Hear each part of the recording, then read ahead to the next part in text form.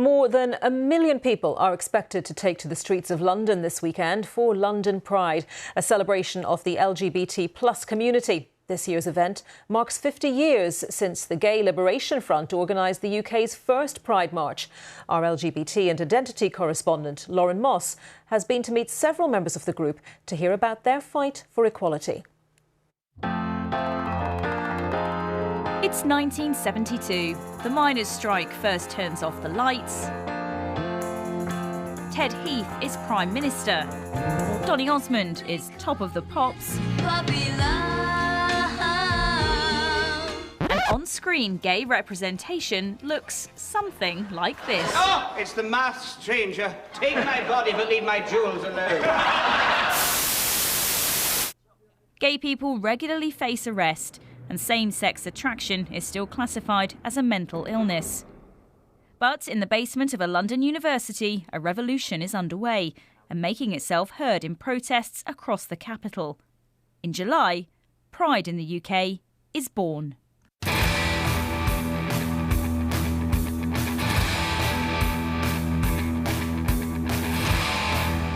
That first Pride was about visibility.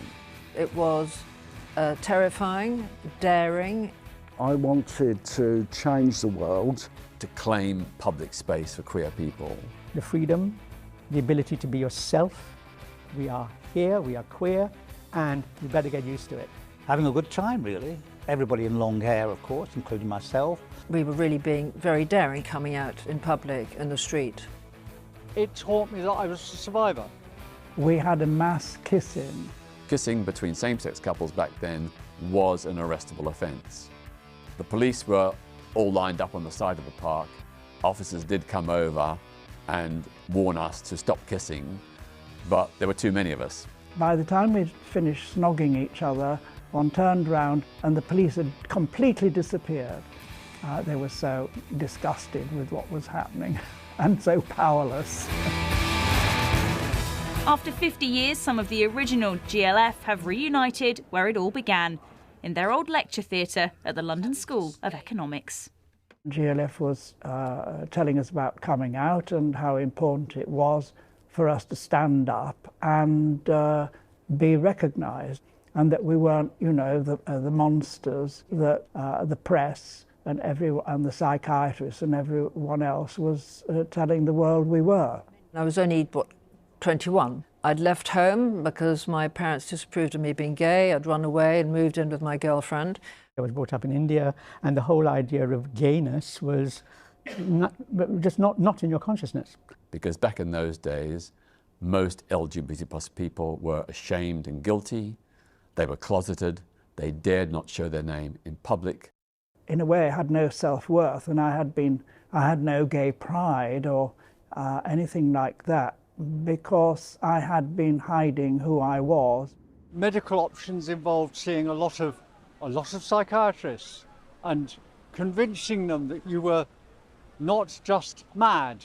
I ended up as a drag queen living in a commune in Notting Hill, and that was so unexpected, but when I got there it made perfect sense. The GLF lit a spark that would burn for the next 5 decades. But those years also saw huge trials. So don't die of ignorance. When AIDS came along, the partners of the ones who died, the family would sweep in and throw them out of the flat or whatever. It was a time of real despair and bitterness.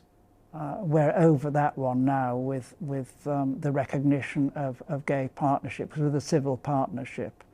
And people can't do that to their children anymore. But there was still more fighting to be done after teaching about homosexuality was banned in schools. Children who need to be taught to respect traditional moral values are being taught that they have an inalienable right to be gay. The way that the community came back together over Clause 28 was incredible. The 6 o'clock news from the BBC. In the House of Lords, a vote is taking place. In the late 1980s, Section 28 protesters stormed the BBC. But then once it was got rid of, yeah, good riddance, and a complete and utter waste of time it was. Progression came later, steps towards righting the wrongs of the past and equality. Legally, husband. It was a monumental vote. It gave that equality in terms of the law. We marched for the right to walk down the aisle. Pride has undergone many changes over the years. What started off as a protest of around 700 people is now a march of thousands. But what does it stand for today? There is still a need for protest. It's a fight back, it's a celebration. I would emphasise our history, or they'll take it for granted. We have massive issues in terms of international sport. That to be seen publicly as gay is a bad thing and damaging, which is astonishing. Even the friends of ours are now being very wary about what can you say, what's respectable enough to say. Gradually, they are trying to divide us all up. We need to join together even more. And shout to wear horse until conversion therapy is banned for all. Still today, a third of all LGBT plus people in Britain have been victims of homophobic, biphobic or transphobic violence. The only way you keep rights is by perpetually struggling to keep them. No victory is ever forever unless you make it forever. The next chapter in the GLF's history will be written on Friday when they march here once again, 50 years after starting a revolution that changed so much for so many. Lauren Moss, BBC News. And you saw him in Lauren's report. I'm joined now by Peter Tatchell, human rights activist and one of the organisers of the first ever parade in London. Thank you for your time today and take us back to that first parade and describe what it was like to be on it. It was incredibly exciting. It had never been done before. It was a joyful carnival celebration, but we also had a sense of nervousness and anxiety because we didn't know whether the police would arrest us, and we feared the possibility of being attacked by far-right extremists who did wage violent assaults on the LGBT plus community at that time. But nevertheless, we were undeterred, we were defiant, and we had that march, and we felt so good because just to be out and proud and open, that was a revolution. And the response of the public was a mixture of hostility, yes. A lot of people just gawped in disbelief that gay people would dare show their faces, and many others actually supported us, and that gave us confidence and hope. How different do you think it will be for someone who might be taking part in their first Pride March this weekend? Well, what is extraordinary is that what began as one Pride March in 1972 in London with only 700 people has now exploded this year into over 190 Pride events across the whole of the UK involving 1 million people. That is extraordinary. I never envisaged that way back in 1972.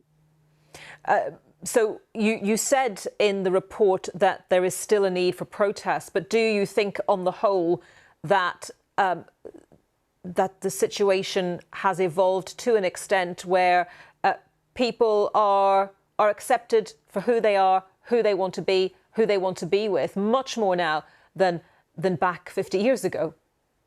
Well, absolutely. But you do have to remember that from the 1960s through to the year 2000, there were almost no law reforms at all. We were still treated as criminals and victims of discrimination without any redress. That only began to change in 2000 with the first major reform, which ended the ban on LGBT plus in the armed forces. But in the following 13 years, all the anti-gay laws were repealed, finally with same-sex marriage in 2013, an extraordinarily phenomenal pace of change, given that until 1999, Britain had the largest number of anti-gay laws of any country in the world, some of them dating back centuries. So it has been a huge social revolution. And of course, the change here, well, and in other countries like the US and so forth, that is not necessarily the case around the world, as our viewers will know. That's right. There are still 69 countries that criminalise same-sex relations, with penalties ranging from a few years imprisonment right up to life imprisonment. And sadly, there are still 12 Muslim-majority countries that have the death penalty. Gay people can be put to death simply because of who they love. It's been reported that you're saying that police in uniform, at least, shouldn't have a place at the Pride Parade until they respect the community. Is that a sweeping generalisation to say that? I think there's a big problem with the police. The police have been exposed in this year alone, having big problems with homophobia, racism, and misogyny. We know they mishandled the Stephen Port serial killers investigation, where 4 young gay men were murdered. We know that they behaved very disgracefully over the Sarah Everard vigil.